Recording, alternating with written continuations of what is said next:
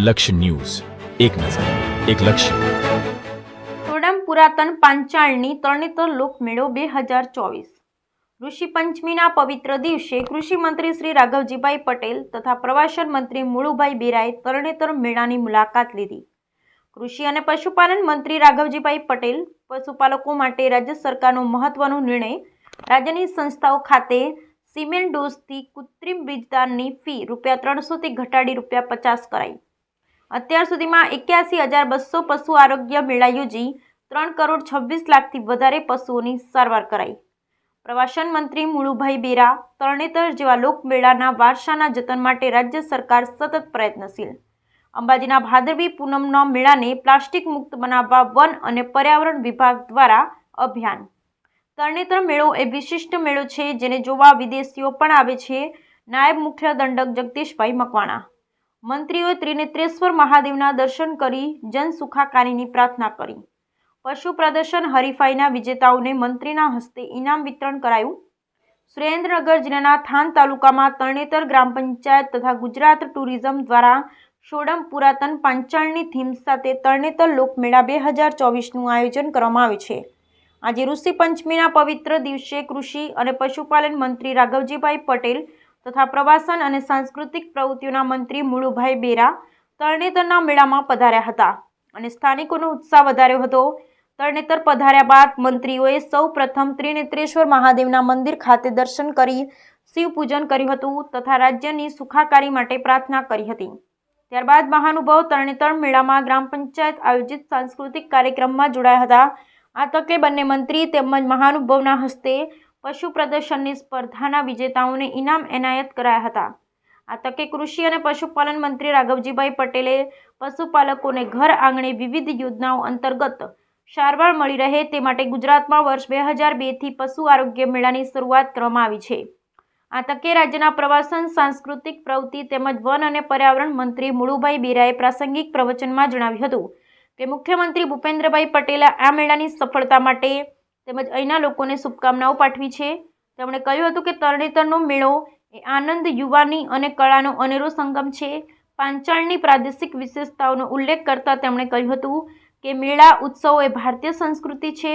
દેશ, રાજ્ય અને ખાસ કરી અને સૌરાષ્ટ્રમાં લોકમેળાની આગવી પરંપરા છે જેને વર્ષોથી દરેક વિસ્તારમાં સ્થાનિક લોકોએ જાળવી રાખી છે. આપણી સંસ્કૃતિ અને વિરાસતના વિકાસની સાથે તેને પ્રોત્સાહન આપી તેમાં પ્રાણ પૂરવાનું કામ તત્કાલીન મુખ્યમંત્રી વર્તમાન વડાપ્રધાન નરેન્દ્રભાઈ મોદીએ કર્યું છે. આપણા રાજ્યમાં દર વર્ષે યોજાતા આ લોકમેળામાં બદલાતા સમયની સાથે વધુ લોકભાગ્ય અને સફળ કઈ રીતે બને તેના માટે મુખ્યમંત્રી ભૂપેન્દ્રભાઈ પટેલ સતત પ્રયત્નશીલ છે.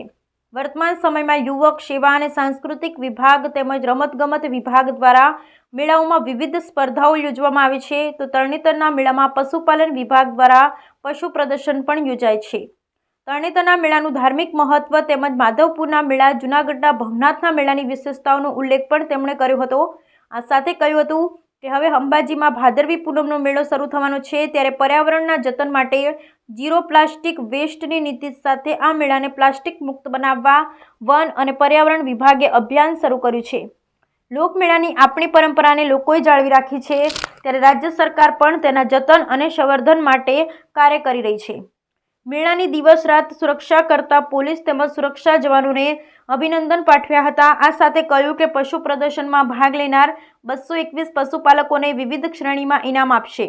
આ સાથે તેમણે લોકોને આ ભાતીગળ મેળા માણવા માટે અપીલ કરી હતી. વિધાનસભા નાયબ મુખ્ય દંડક જગદીશભાઈ મકવાણાએ પ્રવચનમાં કહ્યું હતું, પાંચાળની આ પવિત્ર ભૂમિકામાં આજે અહીં ચોમેરે માણસ દેખાય છે.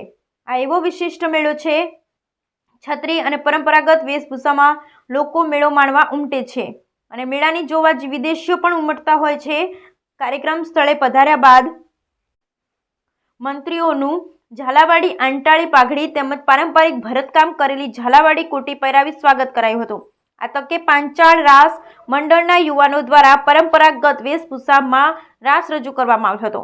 આ કાર્યક્રમમાં ધારાસભ્ય, જિલ્લા પંચાયત પ્રમુખ લખતર સ્ટેટ યશપાલસિંહ, દિવ્યરાજસિંહ ઝાલા, રાજસ્થાનના મહેન્દ્રસિંહ બાબાજી, સુરેન્દ્રનગર જિલ્લા કલેક્ટર કેયુર સંપટ, જિલ્લા પોલીસ વડા, પૂર્વ સાંસદ શંકરભાઈ વેગડ, અગ્રણી સર્વ વગેરે ઉપસ્થિત રહ્યા હતા. Bureau report. અમારા દાદા બાપુએ જેનો જીર્ણોદ્ધાર કરેલો છે મંદિરનો, એ મંદિર ઉપર અમે જ્યારે ધજા ચડાવી છે તો અમને બહુ આનંદ થાય છે કે આટલા વર્ષો પછી પણ આ પરંપરા એમ ચાલુ છે અને હજી પણ મહારાણા કરણસિંહજી બાપુને બધા યાદ કરે છે. એટલે એ અમને ગર્વની વાત છે અમારા માટે. અને 450-500 વર્ષથી લખતર રાજની અંદર આવતું થાન, અને થાન એક અમારા માટે બહુ મહત્ત્વની જગ્યા છે, પાંચાળ ભૂમિ, કે જેના 1604થી થાન લખતર સંસ્થાન થાન લખતર નામ તરીકે લખતર સ્ટેટની અંદર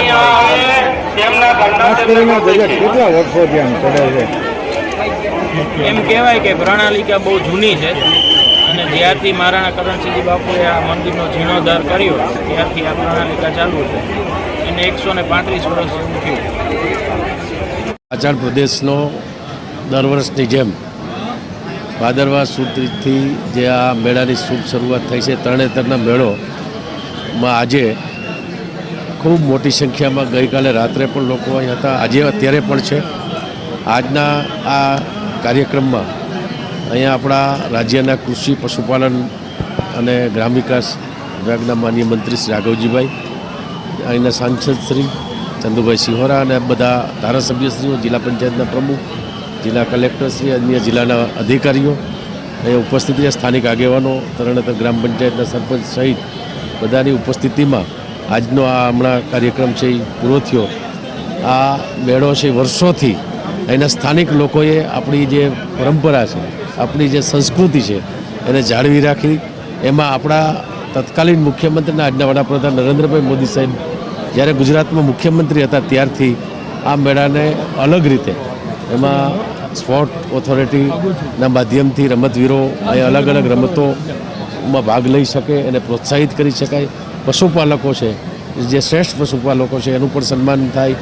અને લગભગ 221 જેટલા પશુપાલકોનું અલગ અલગ રીતે એને પુરસ્કાર આપવાનો અહીં કાર્યક્રમ છે.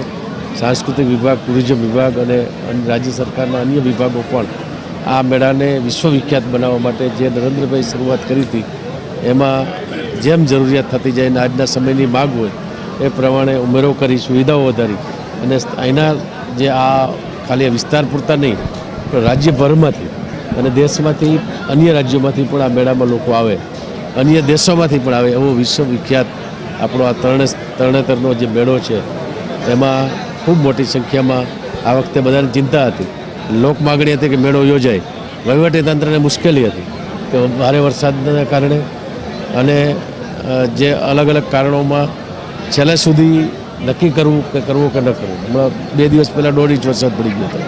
તો એ રીતે આ મેળોનું આયોજન થયું અને લોક લાગણીને માન આપી અને ભાતીગળ મેળામાં જે દર વર્ષની જેમ અલગ અલગ હરીફાઈઓ થાય છે, એની જે પરંપરા છે એ પરંપરા જળવાઈ રહે, એમાં બધા મન ભરીને આનંદ પ્રમોદ કરી શકે, સ્થાનિક લોકોને પણ રોજગારી મળે એના માટે ખૂબ સરસ રીતે આપણી ગ્રામ પંચાયત તરણેતર, જિલ્લા વહીવટીતંત્રનું ખૂબ સરસ આયોજન છે.